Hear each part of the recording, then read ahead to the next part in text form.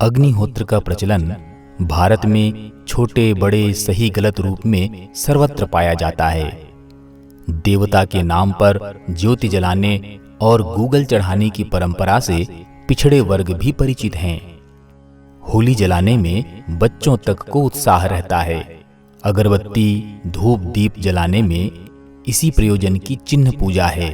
अन्य धर्मावलंबी भी इसी प्रक्रिया को किसी न किसी रूप में धर्म प्रयोजनों के अवसर पर प्रयुक्त करते हैं।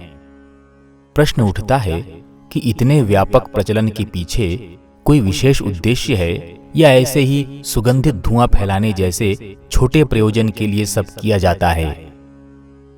मनुष्य शारीरिक एवं मानसिक रूप से निरंतर गंदगी निकालता रहता है। सामूहिक रूप से भी आए दिन गंदगी एवं कचरा उत्पन्न होता है। यह सभी निरंतर वायुमंडल में सम्मिलित होता और बढ़ता जाता है। यूं तो इस गंदगी की शोधन वाली बात का भी महत्व है, पर समझा जाना चाहिए कि यज्ञ जैसा उच्च स्तरीय अनुष्ठान एवं अनुशासित विधि विधान मात्र इतने भर के लिए नहीं बना है। आज पर्यावरण प्रदूषण एक विकराल समस्या बन गई है और अंतरिक्ष के विषाक्तता से भरते जाने के कारण उत्पन्न संकट की विभीषिका ने सभी को चिंतित किया है। कल कारखाने, परमाणु भट्टियां एवं परिवहन के साधन जैसे मोटर गाड़ियां और वायुयान आदि को बंद करने की भी किसी की हिम्मत नहीं पड़ती और प्रदूषण से निपटने की कोई तरकीब भी हाथ नहीं लगती। इस संदर्भ में यज्ञाग्नि द्वारा निःसृत ऊर्जा से कचरे को माचिस से नष्ट करने की तरह नई आशा का नया केंद्र बिंदु मानकर इसे ब्रह्मवर्चस्व की शोध श्रृंखला में सम्मिलित किया गया है। यज्ञ के फलस्वरूप पर्जन्य बरसने का प्रतिफल बताया गया है। पर्जन्य का मोटा अर्थ बादल भी है और उससे अभीष्ट वर्षा होने का तुक बिठाया गया है, पर वास्तविकता यह है नहीं।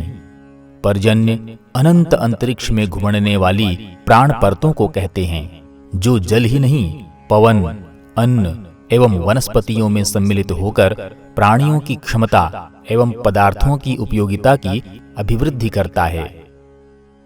यज्ञ से इसी पर्जन्य की वर्षा होने और उससे सुखद परिस्थितियां विनिर्मित होने की बात कही है। विश्व वैभव के संवर्धन में यज्ञ प्रक्रिया का कितना बड़ा योगदान हो सकता है, इस तथ्य को अतीत के अध्यात्म विज्ञानी ऋषि मनीषियों ने भली प्रकार जाना था और इस उपचार से विश्व कल्याण का व्यापक वातावरण बनाया था। विषाक्तता भरे आज के पर्यावरण में इस महाविज्ञान की खोज हुई कड़ियों को फिर से ढूंढ निकालने की आवश्यकता आ पड़ी है और तदनुरूप ही उसकी व्यवस्था बनाई जानी चाहिए। यूं तो चिन्ह पूजा के रूप में जो आधी अधूरी लकीर पिटती रहती है, उससे यज्ञ परंपरा का परिचय भर मिलता है, पर वह प्रयोजन पूरा नहीं होता जिसके कारण इस पुण्य प्रक्रिया को उच्च स्तरीय ऊर्जा शक्ति के रूप में मान्यता मिली थी। यज्ञीय ऊर्जा का सबसे महत्वपूर्ण क्षेत्र है पर्यावरण परिशोधन। दूसरा लाभ है शारीरिक और मानसिक रुग्णता से जूझना और स्वास्थ्य संवर्धन का पथ प्रशस्त करना। प्राणी जगत और पर्यावरण परस्पर अन्योन्याश्रित हैं, अतः इस दृष्टि से भी कि यज्ञ से प्राणियों में स्वास्थ्य संवर्धन होता है, पर्यावरण संरक्षण का उद्देश्य ही पूर्ण होता है। प्राचीन काल से ही मनुष्य के शारीरिक और मानसिक रोगों की निवृत्ति में यज्ञाग्नि का उपयोग होता रहा है। दोनों क्षेत्रों की समर्थता बढ़ाने में भी इस प्रक्रिया की महत्वपूर्ण भूमिका है।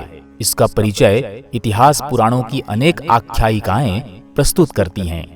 यज्ञोपचार से राजा दशरथ के 4 पुत्र अश्वत्थामा, द्रौपदी आदि विशिष्ट आत्माओं के जन्म धारण करने की गाथाएं बताती हैं कि इस ऊर्जा का प्रभाव मानवीय सत्ता की कितनी गहरी परतों तक पहुंचता है। बात इससे कहीं अधिक बढ़ी चढ़ी है। यह समस्त संसार एक विश्व पुरुष है। उसे विराट भी कहा गया है। इस विराट के घटकों अवयवों में समस्त प्राणी और पदार्थ सम्मिलित हैं। यज्ञोपचार को इस विराट का प्राणोपचार माना गया है और यज्ञेन यज्ञमय जंत देवाः मंत्र में विभूतियों के अजस्त्र अभिवर्धन की बात कही गई। इसमें सृष्टि की सामान्य संपदा को असामान्य बता देने और प्राणियों तथा पदार्थों का स्तर ऊंचा उठा देने का संकेत है।